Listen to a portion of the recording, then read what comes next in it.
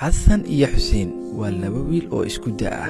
xasan waxa uu ku nool yahay nolol fiican halka uu xuseen isna ku nool yahay nolol aad u liidata. xasan aroor kasta waxa uu soo aadaa iskuulka, balse inta uu wadada sii socdo maalin walba waxaa ka hor yimaada xuseen oo isna wata agabkii lagu nadiifinayay kabaha una sii socdo magaalada si uu noloshiisa u dabaro.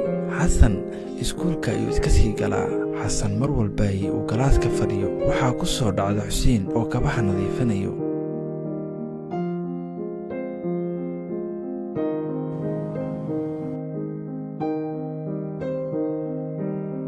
xuseenna waxa uu meeshiisii ka bilaabayaa hawshiisa ileen ma haysto cid caawisa. xasan waxa uu go'aan ku gaaray inuu caawiyo xuseen. durba waxa uu tagay hooyadii iyo aabihii si uu la wadaago arrintan. nasiib wanaag waa ay ka ogolaadeen. kadib xasan iyo labadiisa waalid waxa ay soo kaxeeyeen xuseen waxaanay geeyeen iskuulka xasan wax ka baranayay si uu wax uga barto. ugu dambayn xasan waxa uu ku farxay arrintan uu ku caawiyo xuseen. haddaba carruuray sheekadan aynu ka soo sheekeynay waxayna baraysaa in caawinaadda aad qof caawisaa ay mas'uul ka noqon karto farxaddiisa iyo mustaqbalkiisaba. si ay carruurtaada ugu bogtaan nashiidda iyo barnaamijyada carruurta, subscribe dheh janaalka Astaan Uwad, like iyo share.